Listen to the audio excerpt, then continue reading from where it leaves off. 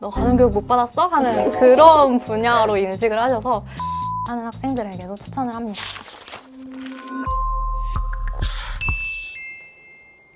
안녕하세요. 저는 수시 학교장 추천 전형과 학업 우수형으로 고려대학교 가정교육과에 입학한 2, 3학번 김민서입니다. 저는 정시 전형으로 고려대학교 가정교육과에 입학한 김다인입니다. 오늘은 저희가 재학 중인 고려대학교 가정교육과에 대해 소개해드리고자 스튜디오 러셀에 나오게 되었습니다. 그럼 지금부터 함께 알아볼까요? 저 같은 경우에는 한 1.7 정도의 내신 성적이었고 학교장 추천 전형 같은 경우에는 한 1.8에서 1.9 정도가 등급 컷인 걸로 알고 있습니다. 그리고 학교장 추천 전형 같은 경우에는 생기부 20%가 반영되는데 저희 때는 그 20%가 되게 당락을 크게 좌지우지한 걸로 알고 있어서 생기부 내용도 되게 중요할 것 같습니다.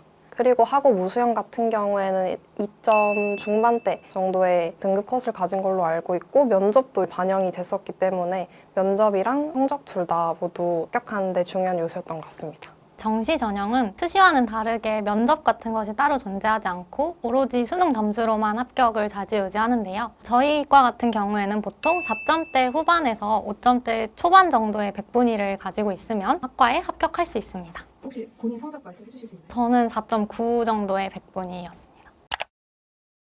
대기업 같은 곳에 취직하고 싶은 마음도 있었고 원래부터 교사를 좀 꿈꾸던 마음도 있어서 일반적인 사범대학교에 진학을 해서 교사로 직업이 굳어지는 것보다는 조금 더 다양한 분야의 학습을 할 수 있는 가정교육과에 와서 대기업 또는 교사의 길이 모두 열려있는 그런 학과를 고르고 싶어서 가정교육과에 입학하게 되었습니다. 저 같은 경우에는 어릴 때부터 교사를 하고 싶었고 또 가정교육과 커리큘럼을 보면 정말 다양한 분야의 지식을 학습할 수 있어서 가정교육과를 선택했습니다. 대표적으로 받는 오해들이 몇 개가 있는데요. 그 중에 하나가 보통 문과로 인식이 된다는 겁니다. 이과 비율이 굉장히 많은 학과인데요. 배우는 과목 중에 식품과학의 이해가 있는데 거의 전반적으로 화학 내용을 다루는 내용이라서 화학에 대한 지식을 기초에 가지고 있지 않으면 약간 힘들 수 있어요. 그래서 이과 친구들을 많이 뽑는 학과인데 문과라고 인식을 하시는 분들이 많아서 이건 대표적인 오해인 것 같습니다. 하나 더 있긴 한데 미디어에서 나오는 너 가정교육 못 받았어? 하는 그런 분야로 인식을 하셔서 이것도 대표적인 오해 중에 하나인 것 같습니다. 뭐 가정교육을 가정교육과 학생들은 잘 받았냐? 뭐 이런 식으로 네, 막 맞아요. 물어보고도 하는데 그런 가정교육이랑 좀 차이가 있다. 기본적으로는 학교에 기술가정 교사를 양성하는 과인데 큰 게 5개로 분류를 하자면 첫 번째로 아동가족학, 두 번째 의료학, 식품영양학, 가정경영 소비자학, 그리고 주거학으로 분류를 할 수 있습니다. 가정교과 내역의 전반 지식을 학습한다고 보시면 되겠습니다. 저는 시간표를 좀 가져왔는데요. 1학기 시간표입니다. 한국 전통 복식의 이해와 활용이라는 건데요. 전통적인 한복을 만드는 방법이나 한복 조끼 만들기, 댕기 만들기 이런 것처럼 전통적인 의류에 대한 학습을 하는 과목이었습니다. 그리고 저희과 전공 중에 청년 발달이라는 과목도 있는데 아동이 성장하면서 일어나는 다양한 인지 발달을 배우면서 심리학자분들의 이론 같은 것을 배우는 과목이었습니다. 2학기 시간표인데요. 저희 과 전공은 식품과학의 이해였습니다. 평소에 먹는 다양한 식품들에 들어있는 영양소나 식품에서 일어나는 다양한 과학적인 반응들을 배우는 과목이었습니다. 식품과학의 이해 수업을 되게 재밌게 수강했는데요. 제가 고등학교 때 과학탐구 과목들을 되게 좋아했었어서 재밌게 수강했던 강의였습니다. 저도 식품과학의 이해를 굉장히 재밌게 들었는데요. 예를 들어서 밥이 딱딱한 쌀에서 말랑말랑하게 익어가는 원리, 과일이 냉장고에서 다 달게 느껴지는 원리처럼 식품을 먹을 때 이런 과학적 원리를 사용했구나 라는 걸 학습할 수 있어서 너무 재밌었던 것 같습니다.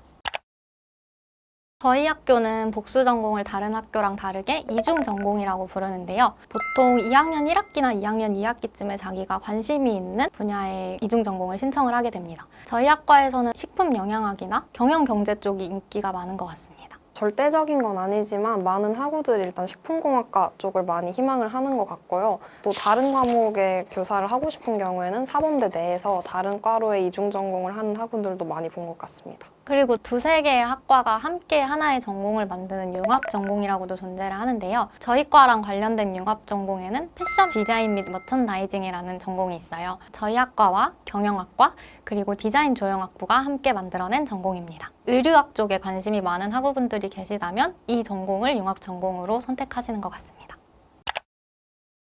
한 학번에 40명도 안 되기 때문에 되게 동기들끼리 여고 같은 분위기처럼 사이가 돈독한 편이에요. 여학생이랑 남학생 비율 정도는 한 5대1 정도 되는 것 같습니다. 맞아요. 한 학번에 한 5, 6명 정도 있는 것 같아요. 나이는 현역으로 들어온 04년생부터 00년생까지 있고 04년생은 절반 정도 있는 것 같아요. 동기들이랑도 되게 많은 이야기를 나누고 교수님들과도 주기적으로 면담을 해서 진로라던가 학교 생활 전반에 관한 내용을 교수님과 이야기를 하면서 되게 많은 조언을 듣는 것 같습니다. 전공 관련 질문하거나 다양하게 학생 한 명 한 명에 맞춰서 관련된 조언을 해주시는 것 같아서 굉장히 과 분위기는 좋은 것 같습니다. 임용 준비를 하셔서 가정교과 교사가 되신 분도 있고 수학교육과 이중전공을 함께 하면서 수학 강사가 되신 분도 계셨고요. 또 로스쿨 진학하셔서 변호사 되신 선배분과 식품회사 취직하신 선배분들 등 다양한 직업 분야를 가지고 계신 것을 볼 수 있었습니다. 다른 과목 교사가 되길 희망하시는 분들은 사범대 내 이중 전공을 통해서 다른 과목의 교사가 되는 분도 많이 봤습니다. 다양한 이중 전공을 선택하는 만큼 자기가 선택한 분야에 맞춰서 취직을 다양한 방향으로 하는 것 같습니다.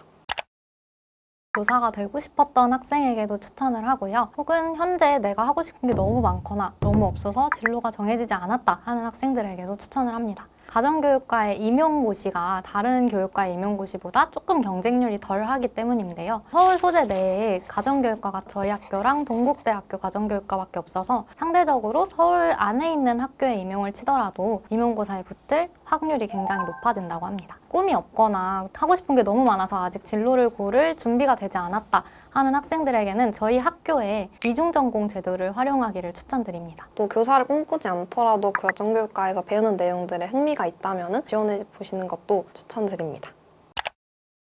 넓은 분야의 학문을 배우는 경향이 있어요. 그래서 한 가지 학문을 좀 깊게 탐구하고 싶거나 전문적인 지식을 얻고 싶은 학생들에게는 그렇게 추천하지 않는 학과입니다. 지원 전에 학교 홈페이지를 읽어보면서 어떤 분야가 있는지 확인하고 적성에 맞지 않는 분야가 있는지 확인해보는 과정이 필요하다고 생각합니다.